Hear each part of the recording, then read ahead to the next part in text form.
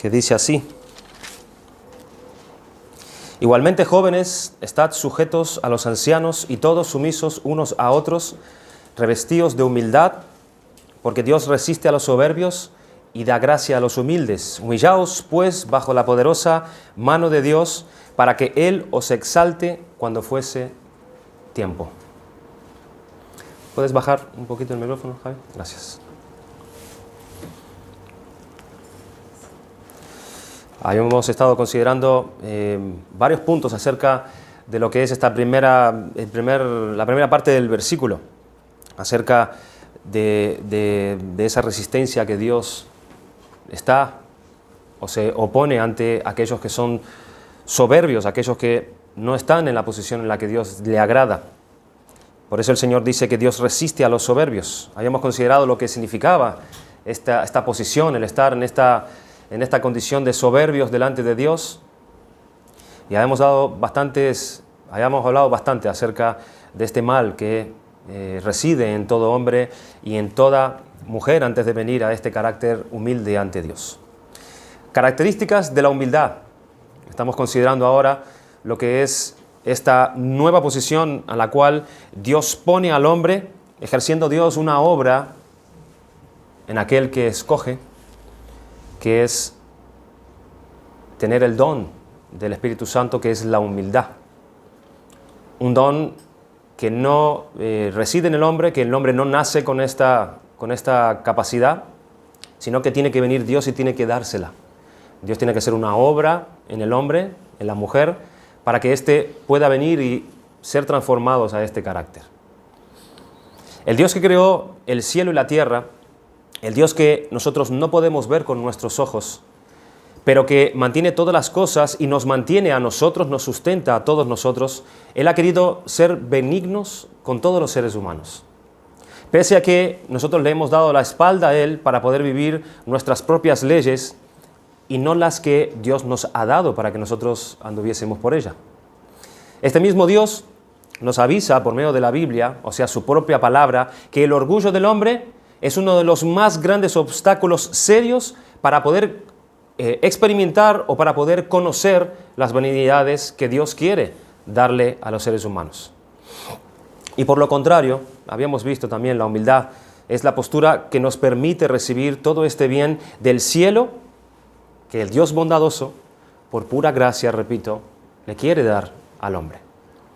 Por eso hemos estado entrando en detalles acerca del peligro de esta soberbia, el peligro de esta condición en el corazón del hombre, la sutileza que tiene este pecado al salir, al relucir, su poder, su engaño y los frutos o las consecuencias que traen este gran pecado, este gran mal que reside en el hombre. El día anterior nosotros miramos algunos ejemplos de personas que mostraron este patrón de humildad en su vida. Esos hombres fueron destacados delante de Dios, según narra la Biblia, por un carácter humilde, delante del Dios y delante de los hombres también. Y vimos esos momentos en sus vidas por donde asomaba esa humildad que debe de ser nuestro gran objetivo en esta vida.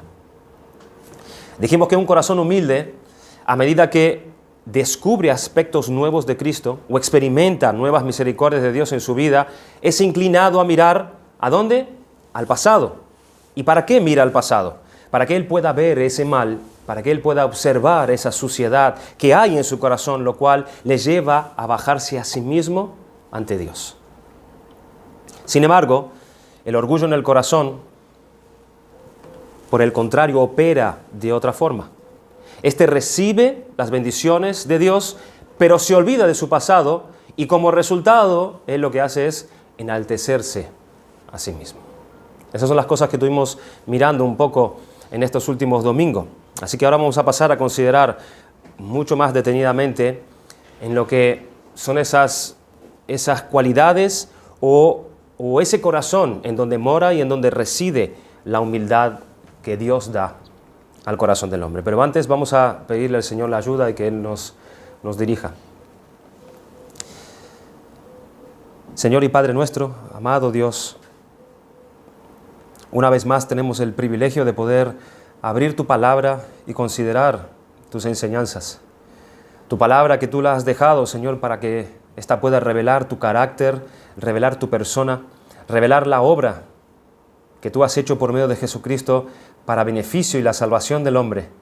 Pero también, Señor, encontramos en ella toda tu ley, todos tus mandamientos y preceptos que ordenan nuestras vidas y dirigen nuestros pasos a una conducta agradable ante ti. Nosotros queremos rogarte que nosotros como sordos y como ciegos, tú vengas por medio de tu Espíritu y nos des el oír y nos des el ver las enseñanzas de esta mañana. Ayúdanos a que por tu palabra, como un espejo, nosotros podamos examinarnos y mirar dónde está cada uno de nosotros. Pero danos la gracia, oh Señor, después de vernos, poder humillarnos ante ti y buscar de ti el favor que tú quieres darnos. Ayúdanos, Señor, en esta mañana. En el nombre de Cristo oramos. Amén. Amén. Vamos a considerar el primer punto. La humildad en el corazón lleva a ese hombre a no apoyarse en su propia justicia, sino a apoyarse en la justicia de otro. De otro. Lo que vamos a hacer es tratar de destacar en la mañana de hoy otras cosas que salen de un corazón donde mora, donde habita la humildad. Y ese primer punto es el que acabo de anunciar. La humildad en el corazón lleva a un hombre, cuando ésta viene a morar en el corazón de este hombre, lo lleva no a apoyarse en su propia justicia, sino a apoyarse en la justicia de otro. Y esto es consecuente con lo que nosotros hemos estado mirando los domingos anteriores. Muchos hombres, por ejemplo, no creen que son grandes pecadores. No lo creen. Ellos creen que no hacen cosas tan malas en su vida.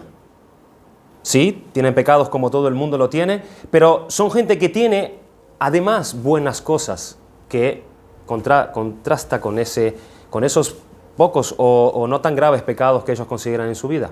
Y por eso piensan que ellos pueden heredar el reino de los cielos.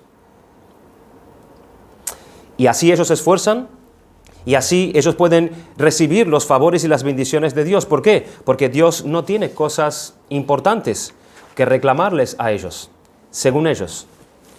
Todos nosotros debemos tener bien en claro que la soberbia nos facilita esta clase de ideas, haciendo así que se cambie toda la realidad de nuestra vida. Es una vida entera bajo el engaño de las mentiras de un corazón que está totalmente engañado por la soberbia.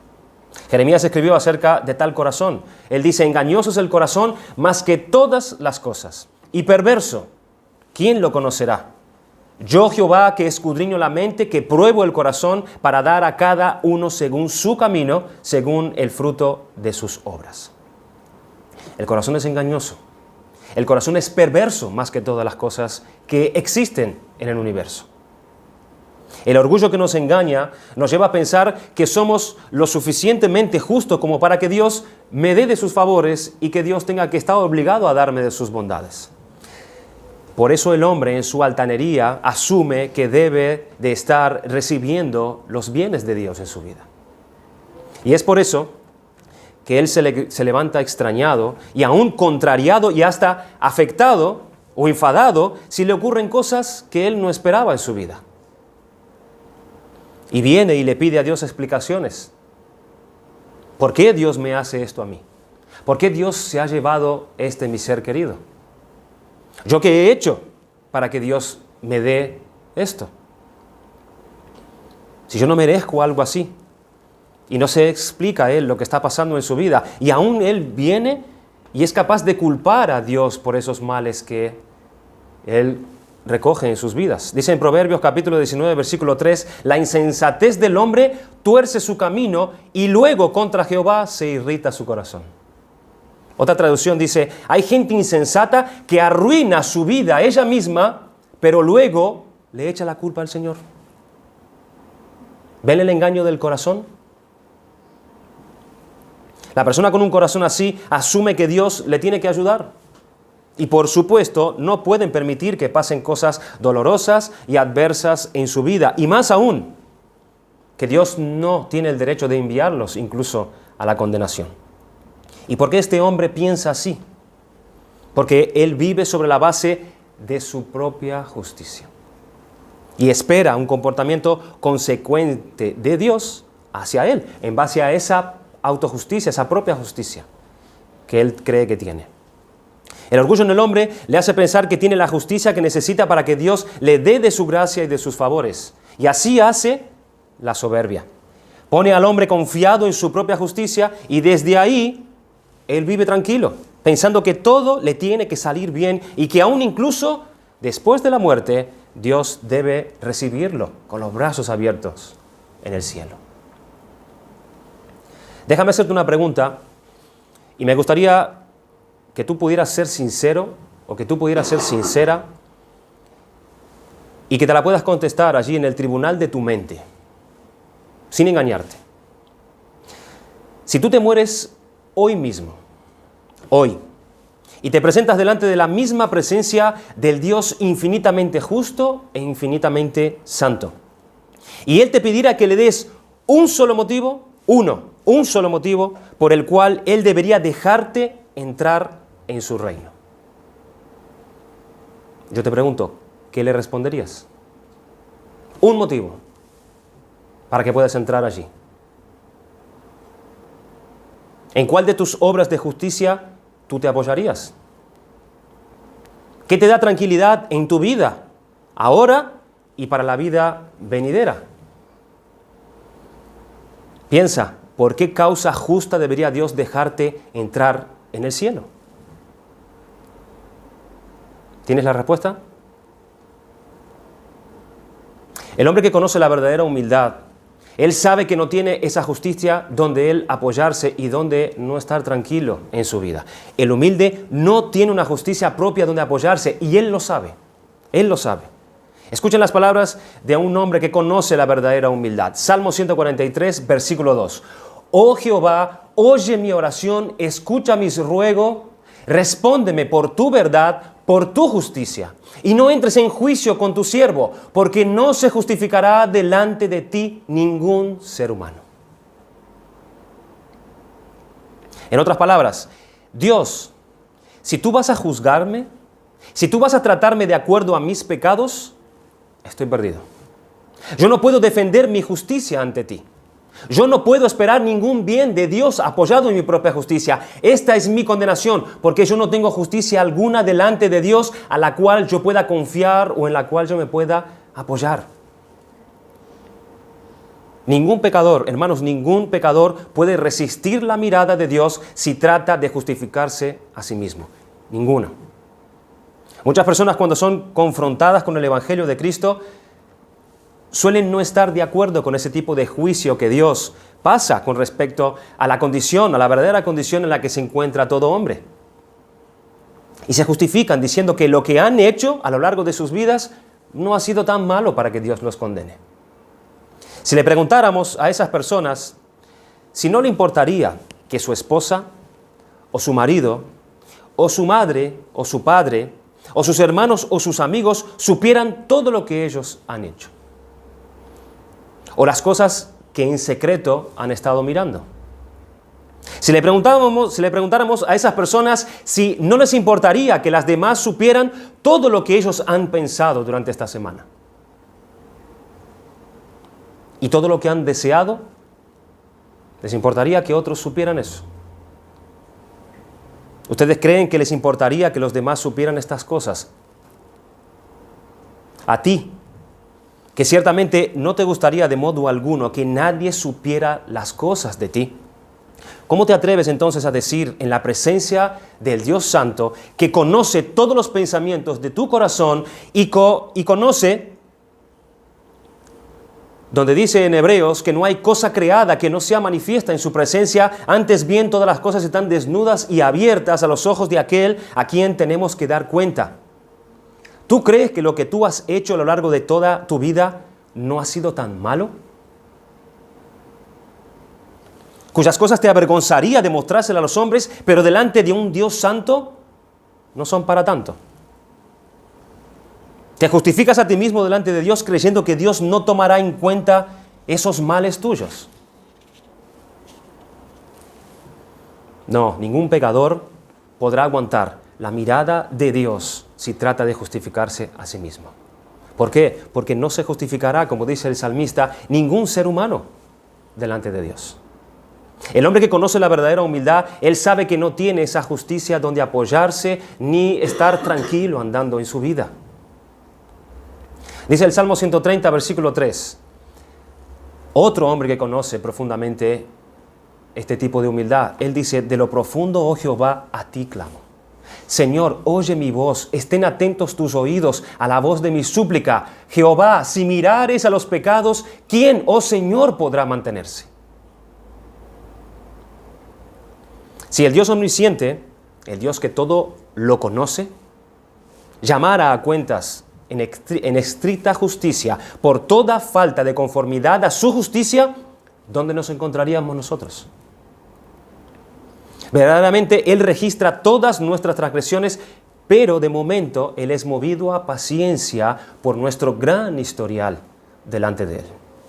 Y lo deja para el tiempo señalado. Si los hombres fueran juzgados por el sistema de las obras, si los hombres fuesen juzgados por el sistema de las obras, hermanos, ¿quién de nosotros podía responder por sí mismo ante el tribunal de Dios y esperar poder mantenerse libre y ser aceptos por el juez que juzga justamente?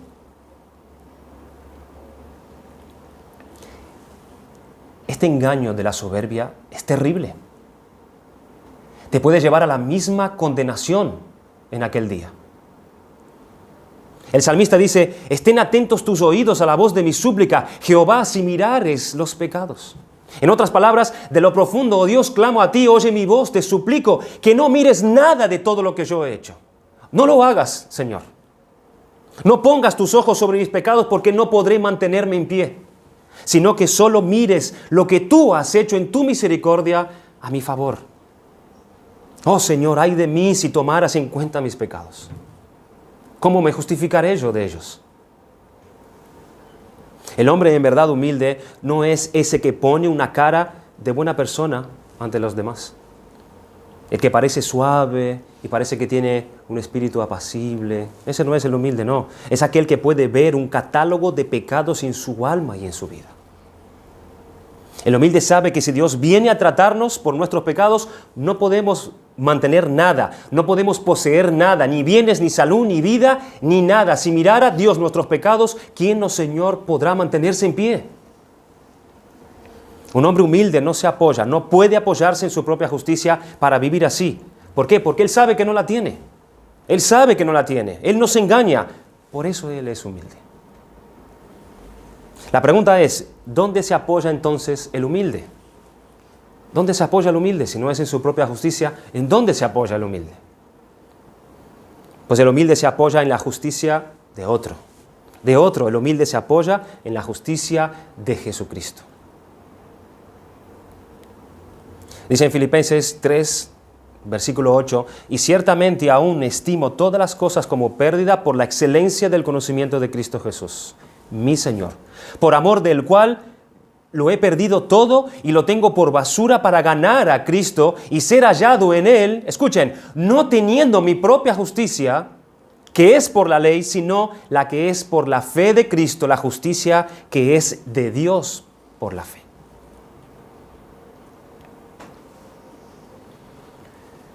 ¿Cómo quiere vivir y ser hallado Pablo aquí? Pues no en la justicia suya, lo que él hace o lo que él logra obedeciendo la ley, sino en la justicia de Cristo que la puede hacer suya por medio de la fe. Cuando éste piensa en Dios, cuando se quiere acercar a Dios, cuando él tiene la intención de venir a buscar algún bien de Dios, sabe que su justicia no le vale, no tiene, y toma la justicia de Cristo. ¿Cómo? Por la fe, por la fe. Y es creyendo lo que dice el Evangelio que éste la hace suya. Y así es como un hombre recibe el perdón de sus pecados y Dios lo atiende y lo hace heredero de su reino. Y ahora está apto para entrar en el reino de Dios. Aquel reino que el hombre perdió cuando pecó contra Dios en el Edén, ahora por medio de la fe en Jesucristo se le es devuelto por pura gracia. Así la humildad en el corazón del hombre le lleva a desechar su propia justicia para ahora vivir sobre la justicia de otra persona, de otro. La justicia que Dios nos quiere dar por Jesucristo, que por la fe nosotros la podemos hacer nuestra. La podemos hacer nuestra. Veamos un segundo punto. Primer punto, el humilde sabe que él no puede apoyarse en su propia justicia, sino que depende de la justicia de otro. Nuestro segundo punto, la humildad en el corazón lleva al hombre a apoyarse en la sabiduría de Dios y no en la sabiduría humana. No se apoya en su propia justicia, tampoco se apoya en su propia sabiduría, sino en la de Dios. Dice en Proverbios capítulo 11, versículo 2, cuando viene la soberbia, viene también la deshonra, mas con los humildes está la sabiduría. Está la sabiduría. Serán los humildes aquellos que hallarán la verdadera sabiduría de Dios, la sabiduría que viene desde lo alto para el hombre. Como seres racionales, nosotros tenemos una capacidad y tenemos una necesidad de saber y racionar y así conducirnos en esta vida. Necesitamos conocer, saber cosas. Tenemos preguntas, pero tenemos además muchas preguntas acerca de la vida y que nosotros necesitamos respuestas a esas nuestras preguntas. Miremos, por ejemplo, a los niños pequeños, cómo ellos empiezan a preguntar y ellos quieren que uno les explique acerca de esas cosas que ellos están viendo continuamente, acerca de esas cosas que están pasando alrededor de ellos o acerca de las cosas que ellos oyen. Ellos quieren y preguntan, quieren saber acerca de eso. Necesitan respuestas porque su cabeza empieza a dar vueltas y vueltas y no quedan tranquilos hasta que a su nivel ellos puedan razonar sobre esta cuestión que tiene y así saber cómo es eso que él vio, cómo es eso que él oyó y eso que le ha pasado a él. Él necesita respuestas. Los niños preguntan constantemente, mamá, papá, ¿por qué? ¿Por qué esto? ¿Por qué lo otro? Y nosotros tenemos que enseñar a nuestros hijos esperando, claro, que tales cosas despierten en ellos, aun que tengan más preguntas, para aún conocer más. Pero ahora de mayores, puede que pasen años y tengamos preguntas acerca de la misma vida, a las cuales quizás no le encontramos nosotros respuesta. Y la falta de respuesta a ciertas cuestiones acerca de la vida quizás oscurezca nuestra vida. Hace que nos sintamos quizás amargados por no tener respuestas a ciertas cosas, hace que nos sintamos afectados, porque no entendemos lo que hicieron otros, porque no entendemos lo que pasó aquí o allá, y por qué Dios permitió tal y otra cosa. Necesitamos saber. Pero puede pasar que encontramos las respuestas a esas preguntas, escuchen, en una fuente equivocada. En una fuente equivocada. Y podemos descansar por lo que nos dice esa fuente equivocada.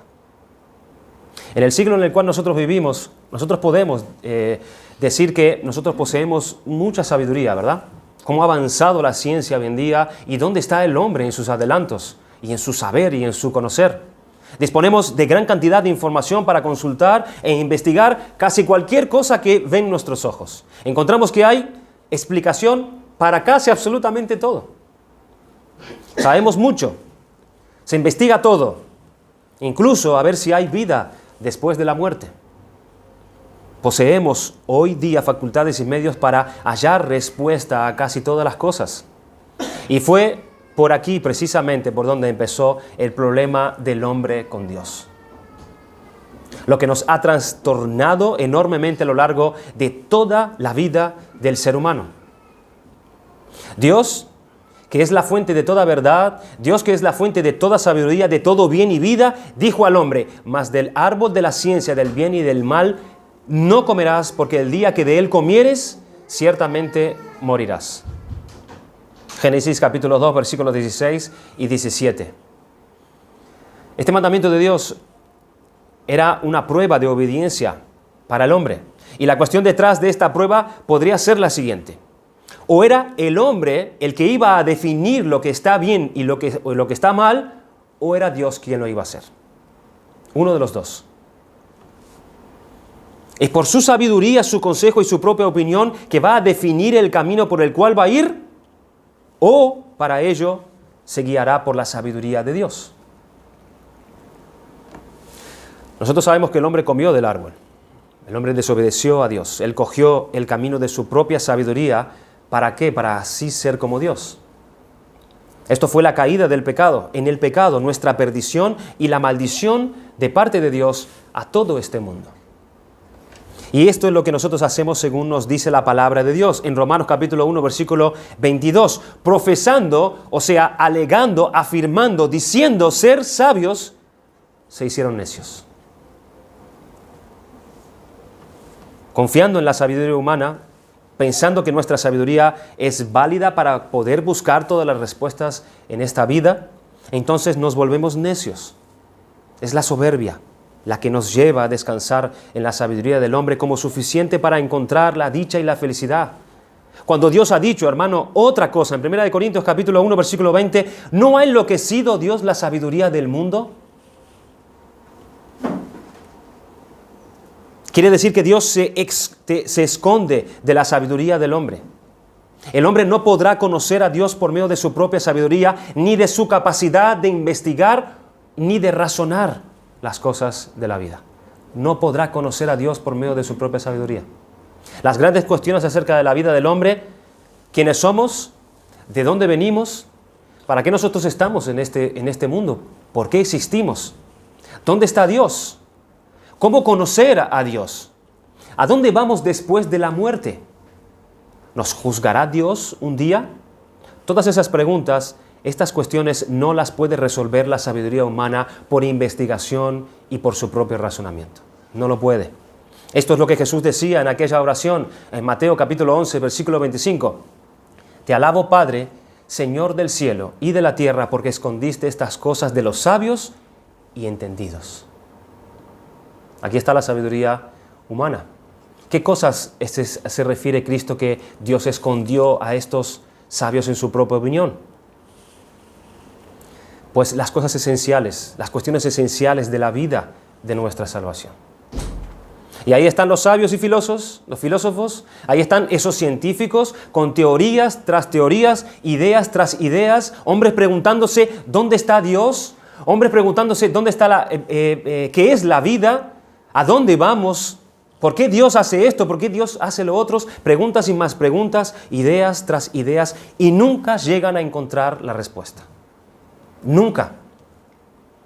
Llevamos 2020 años de existencia. Y 2020 años que el hombre sigue tratando en su propia sabiduría de explicar la creación de parte de Dios. Por ejemplo, quitando a Dios de la ecuación. Y él no encuentra respuesta todavía. Trata de explicar la creación sin contar con Dios. Pero llevamos 2020 años y no hay respuesta todavía. ¿Y por qué? Porque Dios escondió estas cosas de aquellos que se enorgullecen en la sabiduría del hombre. Pero ¿quiénes hallan la respuesta a estos misterios? ¿Quiénes son los que hallan la respuesta a estas cuestiones de la vida?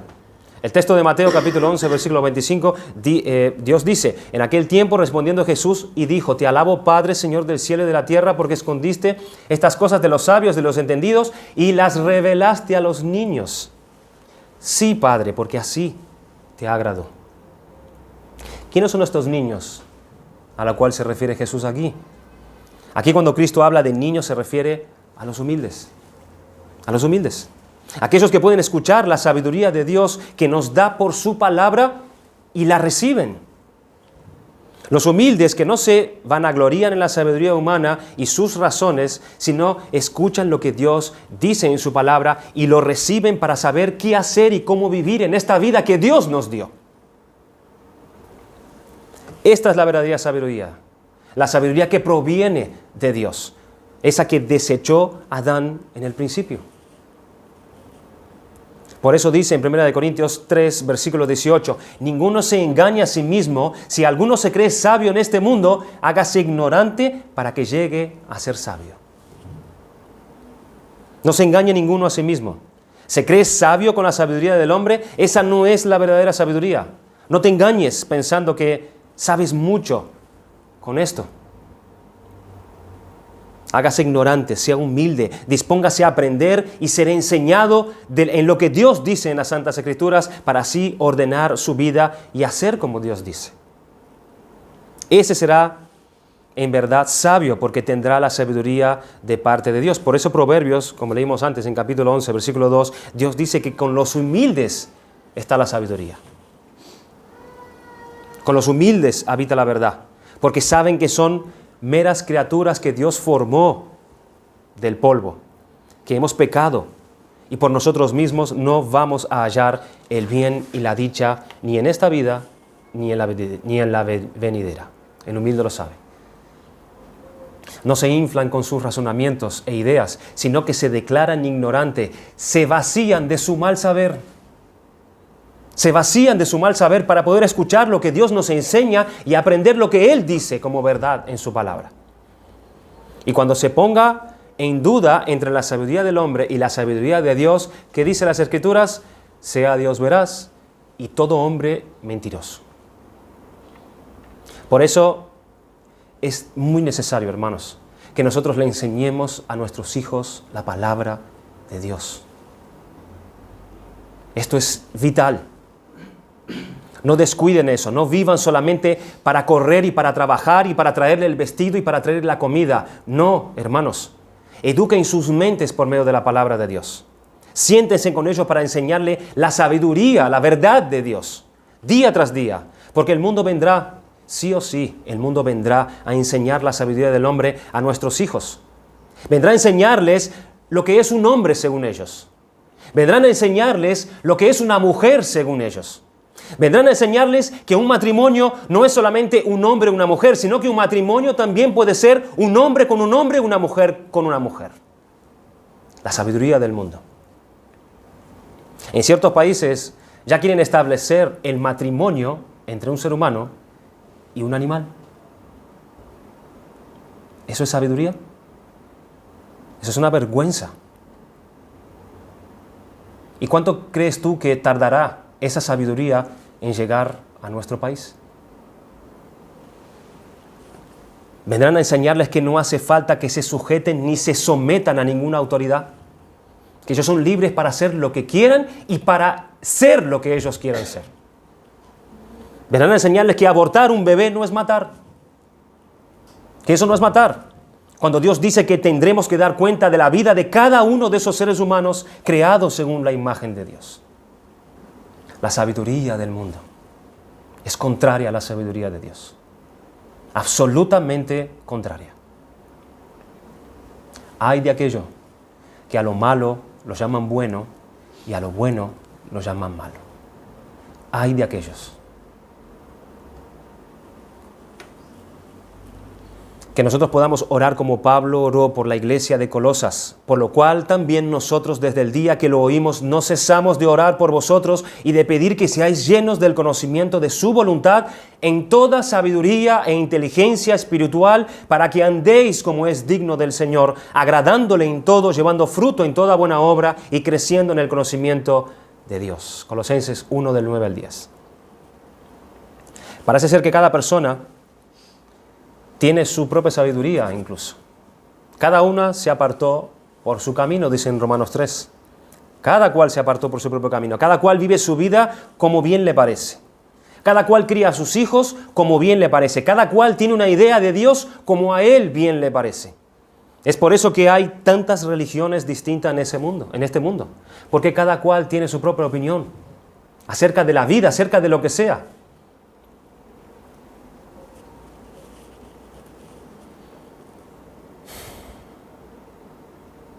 ¿Y saben por qué pasa esto? Porque nosotros hemos abandonado a Dios. Porque nosotros hemos desechado su sabiduría. Y estamos extraviados. Y sufrimos las consecuencias.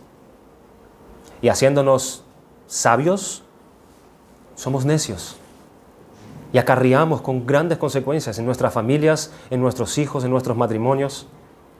Porque desechamos la sabiduría de Dios. Por eso enséñale la Biblia a tus hijos cada día, enséñales la sabiduría de Dios y no descuiden absolutamente ni un día eso.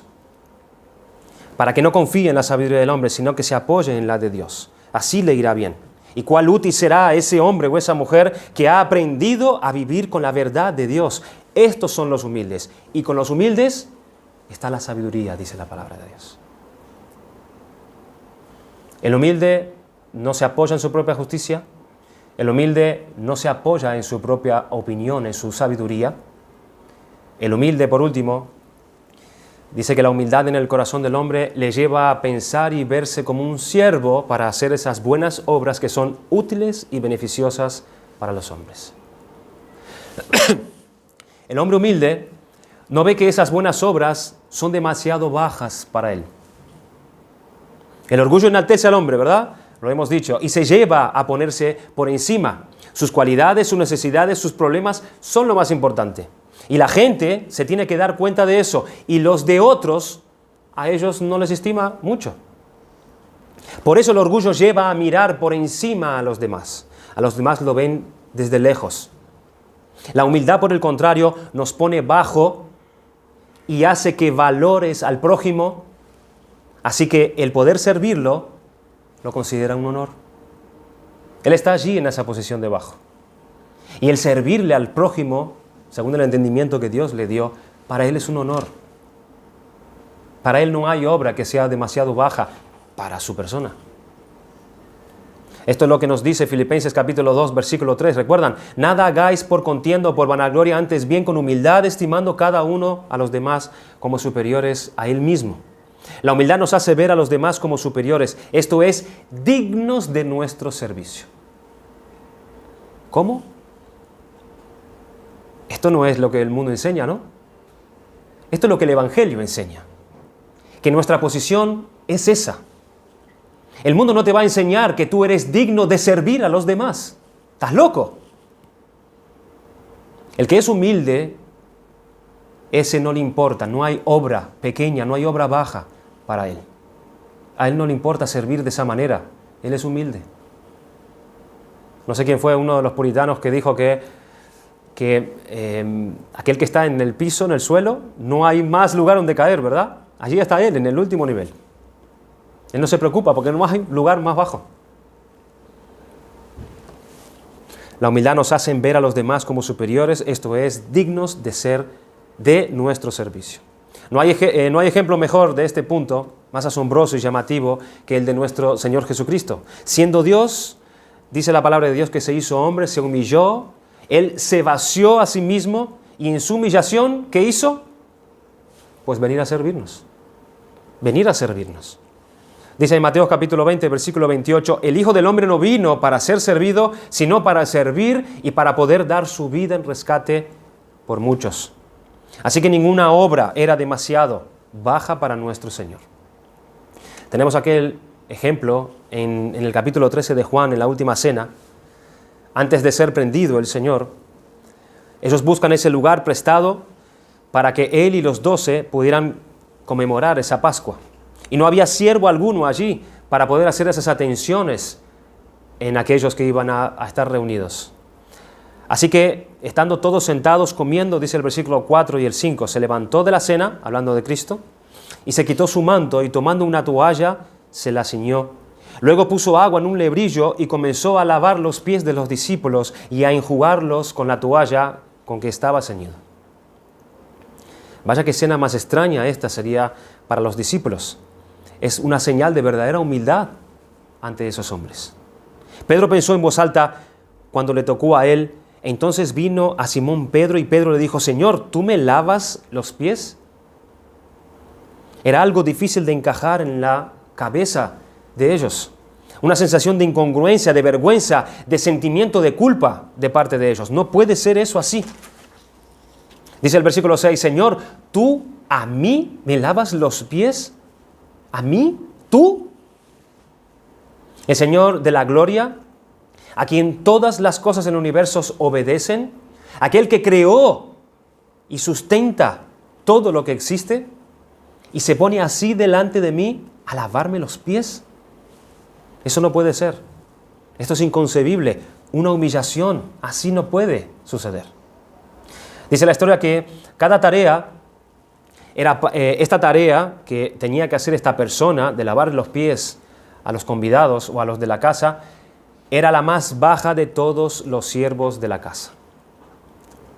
El siervo más bajo tenía que hacer esta tarea. Era la tarea de un esclavo. Lavar los pies. Y yo leí en algún lugar que un hombre podía humillarse en un montón de cosas ante otro, pero nunca lavarle los pies. Nunca. En la cultura en Israel. Es por eso que ninguno de sus orgullosos discípulos se humilló en hacer esa tarea uno para con los otros. Ni siquiera a su Señor, al que ellos tenían como Señor. Y esto era tan humillante que ver esta escena confronta a Pedro, por eso él se niega a recibir ese servicio. Pero dice Cristo en el versículo 7, respondió Jesús y le dijo, lo que yo hago tú no lo comprendes ahora, mas lo entenderás después. Lo que ahora hacía, ellos no lo podían entender plenamente, pero después lo entendería. Jesús les estaba ilustrando toda su obra de humillación para venir a lavarlos de sus pecados, para traerlos a que participen del reino de los cielos. Era una ilustración. Dice el versículo 8, Pedro le dijo, no me lavarás los pies jamás. Jesús le respondió, si no te lavare, no tendrás parte conmigo. Pero después de lavarles a todos los pies, se arregló otra vez y volvió para seguir comiendo. Dice el versículo 12 al 15. Así que después que le hubo lavado los pies, tomó su manto, volvió a la mesa y les dijo, ¿sabéis lo que os he hecho? Vosotros me llamáis maestro y señor y decís bien, porque lo soy. Pues si yo, el Señor y el Maestro, he lavado vuestros pies, vosotros también debéis lavar los pies unos a otros, porque ejemplo os he dado para que, como yo os he hecho, vosotros también hagáis. Pero podemos ver también que durante la historia de la Iglesia, Cristo no instituyó este rito, como la cena, como el bautismo. No hay un rito de lavar los pies. No existe eso en la Iglesia. Sino ese servicio, ese ejemplo era una ilustración de un servicio de amor de los unos para con los otros con un corazón humilde. Aquel que está en el servicio más bajo y no se preocupa por ello. Él está sirviendo. Los demás son dignos de su servicio. Esta es la humildad en el alma, la humildad que se coloca allí donde ve que debe servir a los hombres en eso que Dios le dice. Hace esas buenas obras que Dios pide de nosotros en las que nos tenemos que ocupar diariamente. Dice la palabra de Dios que Dios preparó de antemano obras para que nosotros anduviésemos en ellas. Y decía un escritor que no hay ni siquiera una de esas obras que Dios preparó de antemano para que anduviésemos en ellas que no sea de servicio. Ni una. Todas son involucradas en el servicio a Dios y a los demás. Todas. Todas. Debemos hacer ese servicio de amor, por ejemplo, obras, señalando algunas de ellas. Debemos hacer ese servicio de amor orando, por ejemplo, por los hombres. Pablo rogaba a las iglesias en Romanos capítulo 5, versículo 30, que me ayudéis orando por mí a Dios. Es una manera importante de buscar el bien para la iglesia, para los hermanos. Pablo lo veía como una ayuda. Él dice que me ayudéis orando. Porque Dios oye las oraciones de su pueblo. Hacer ese servicio de amor con nuestras oraciones para con los demás. Cristo no vino, o mejor dicho, Cristo no vive para interceder por nosotros. No vive para eso. Dios quiere que nosotros oremos por todos los hombres y los que están en eminencia. El corazón humilde encuentra ahí un medio de hacer el bien. Por eso se esforzará para poder orar día tras día por los hombres. Tenemos también el Evangelio para llevarle a los hombres que no lo conocen. Y qué bien más grande es este, hermanos, hacernos así para con los hombres. Darle esas buenas nuevas por las cuales el hombre puede encontrar a Dios y pueda encontrar esa vida eterna. Servir al hombre en anunciarle estas cosas. Diciéndoles cómo Dios puede reconciliar consigo a los que viven sin Dios y sin esperanza. Un corazón humilde tiene en este evangelio la manera de hacer el más grande bien a los hombres. Y esos servicios y ayudas para las cosas necesarias. También necesidad que tienen mucha gente de palabras de vida. De un consuelo, de compañía y hasta ayuda económica con aquellos bienes que Dios nos da a nosotros. Un corazón humilde querrá hacer bien a todos, Dice en Gálatas capítulo 6, versículo 10, según tengamos oportunidad, hagamos bien a todos, mayormente a los de la familia de la fe. A todos. Miremos entonces, hermanos y amigos, qué cosa más buena y qué cosa más beneficiosa y necesaria en gran manera el tener un corazón humilde. Un corazón así es el que permite estar delante de Dios y beneficiarte de su gracia, con la que Él bendice a pecadores que no lo merecen. Un corazón como ese puede recibir la sabiduría que Dios da a los hombres por su dicha, para que conozca la verdad de esta vida, las cuestiones de esta vida.